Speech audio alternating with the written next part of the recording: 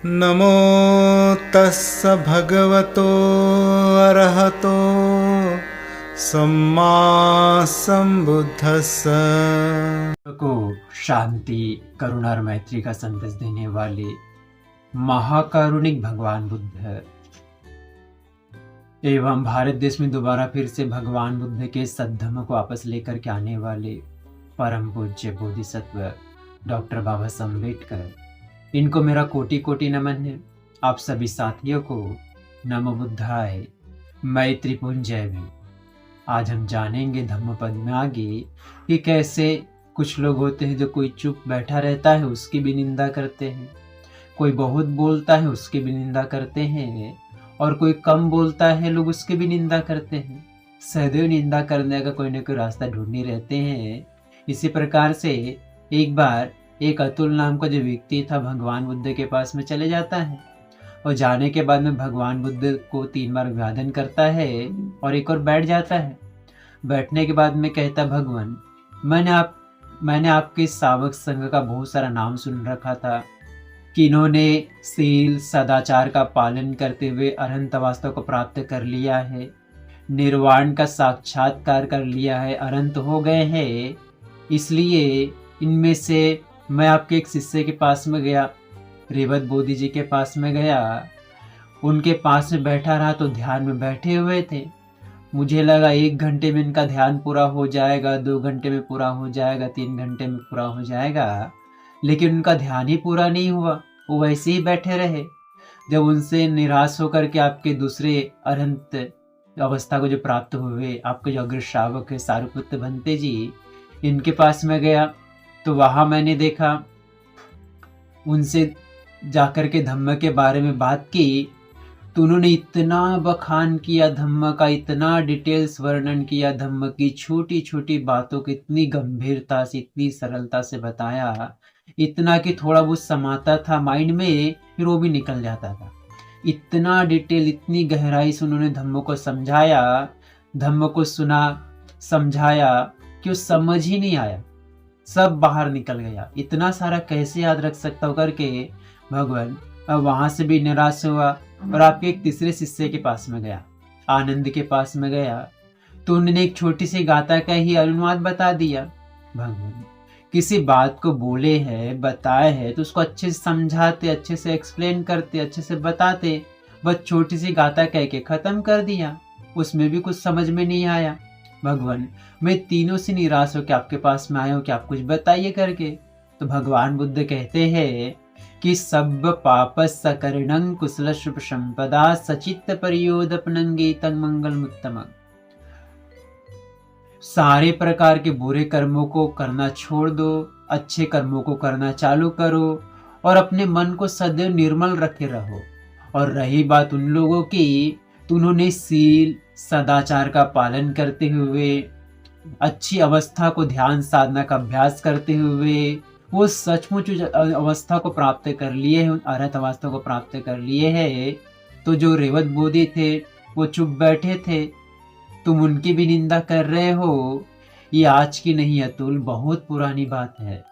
जो व्यक्ति चुपचाप बैठे रहते हैं, अपने ध्यान अपने कामों में लगे रहते हैं, लोग उनकी भी निंदा ही करते हैं।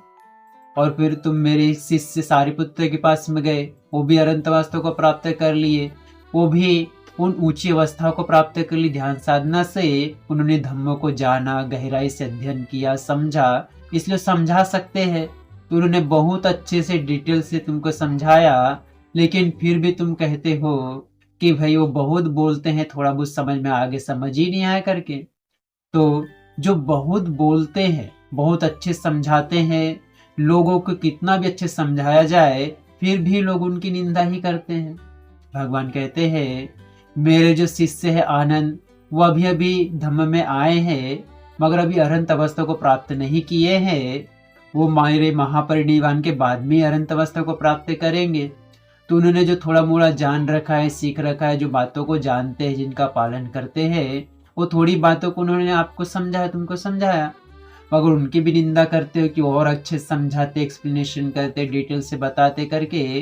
तो जो व्यक्ति चुपचाप बैठे रहते हैं, ध्यान साधना करते हैं, उससे सीखना चाहिए था कि ऐसे ही बैठ कर के हम भी ध्यान साधना कर सके, अपने मन को निर्मल कर सके, पवित्र कर सके। उसको सीखते तो तुम्हारे काम आता, लेकिन तुम तो उनकी निंदा ही कर रहे हो कि चुपचाप ही बैठे रहे करके। और सारिपुत्र भद्र जी के पास में गए। मेरे शिष्य जो अग्र श्रावक मैं बनाया है, कहता हूँ वो मेरे जैसे धम्मों को बखान कर सकते हैं, बता सकते हैं, डिटेल से समझा सकते हैं।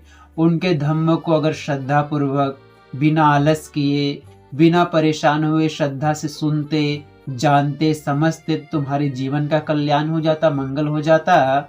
लेकिन उनकी भी निंदा करते हो कि इतना बताते हैं, इतना बोलते, अरे श्रद्धा से सुनते, समझते तो जो तुम्हारा ही मंगल होता। लेकिन उनकी भी निंदा करने लगे हो क्योंकि वो बहुत बोल के अच्छे समझाते हैं करके। अब आनंद के पास में गए तो वो भी जिन सीलों का पालन करते हैं, बुरे कर्मों को नहीं करते, अच्छे कर्मों को करते, अपने मन को निर्मल करते रहते हैं। यही धम्म का सारो बताया उन्होंने। इस धम्म को भी अपना लेते तो तुम्हारे जीवन का कल्याण हो जाता, मंगल हो जाता। लेकिन उनकी अच्छाइयों को, उनकी नैतिकताओं को, उनके सील को, सदाचार को अपनाए बिना सिर्फ उनकी बातों का निंदा करना कि चुपचाप बैठे रहते हैं, एक बोलते ही रहते, कम बोलते हैं, ये आज की नहीं बहुत पुरानी बात है। तो लोग जो अच्छे होते उनकी चुप बैठे रहने वालों की भी निंदा करते हैं। जो अच्छे से समझाते हैं, धम्म को बताते, उनको समझ ही नहीं आता, धम्म को श्रद्धा पूर्वक सुनते ही नहीं है, तो फिर उनकी भी निंदा करने लगते हैं। जो थोड़े में बताता है कि भाई धम्म ऐसा ऐसा है, ऐसे ऐसे बुरे कामों को छोड़ दो, अच्छे कामों को ऐसा बताते हैं, लोग उनकी भी निंदा करने लग जाते हैं। तो भाई लोग सील सदाचार का पालन करना ही नहीं चाहते, ना मौन रह करके ध्यान साधना का अभ्यास करना चाहते हैं, ना धम्म को अच्छे से सुन करके उसका धारण करना चाहते हैं, ना सील को पालन करना चाहते हैं। तो उस व्यक्ति का कैसे मंगल होगा? ये अच्छे कर्मों को जानेंगे, सीखेंगे, अपनाएंगे, जीवन में उतारेंगे, तब इस व्यक्ति का कल्याण हो सकता है, मंगल हो सकता है। लेकिन अकारण ही अगर कोई व्यक्ति उनकी निंदा करने लग जाए, बुराई करने लग जाए, तो इस व्यक्ति का ही पतन होता है। जो अच्छे अरहंतों का, सीलवंतों का, सदाचार का पालन करने वालों का, अच्छे लोगों का निंदा करते हैं, ये उनके ही पतन का कारण हो जाता है। इसलिए अतुल कभी भी अच्छे लोगों की निंदा नहीं करते, बल्कि उनके अच्छे गुणों को अपने जीवन में उतारते हैं, तब इंसान का मंगल होता है, कल्याण होता है। इस प्रकार से अच्छी चीजों को अपने जीवन में उतारे, बुराइयां करना छोड़े, निंदा करना छोड़े, बल्कि सील सदाचार का पालन करे, ध्यान साधना का अभ्यास करे और नैतिकता के पथ में आगे बढ़े। भले ही गृहस्थ रहते हुए क्यों ना बढ़े, पंचशीलों का पालन करते बढ़े। यही मनुष्य के जीवन का उद्धार करता है, यही मंगल करता है। बाकी समय तो मनुष्य ऐसे अपने जीवन को बाकी दूसरे व्यर्थ काम बर्बाद कर ही देता है, लेकिन अच्छे कामों अपने मन को लगाए, यही मनुष्य का उद्धार करता है, कल्याण करता है। आप सभी लोगों ने भगवान बुद्ध के धम्मों को इतने अच्छे प्रकार सुना, श्रद्धा पूर्वक सुना, इसलिए भगवान बुद्ध उनके धम्म, उनके संग के प्रभाव के तेज से आपके परिवार के प्रत्येक सदस्य के जीवन का हर एक पल सुखपूर्वक बीते, प्रसन्नता पूर्वक बीते, मंगलमय हो। आप सबका मंगल हो, कल्याण हो, आप सभी सुखी रहे, स्वस्थ रहे, खुश रहे, आप सभी को सुख, शांति, सुकून प्राप्त हो जाए। भवतु शब्द मंगलं रक्षन्तु शब्द देवता, सब बुद्धानुभावेन सदा शुद्धि भवन्तु ते। भवतु शब्द मंगलं रक्षन्तु शब्द देवता, सब धम्मानुभावेन सदा शुद्धि भवन्तु ते। भवतु शब्द मंगलं रक्षन्तु शब्द देवता, सब संघानुभावेन सदा शुद्धि भवन्तु ते। साध साध साध।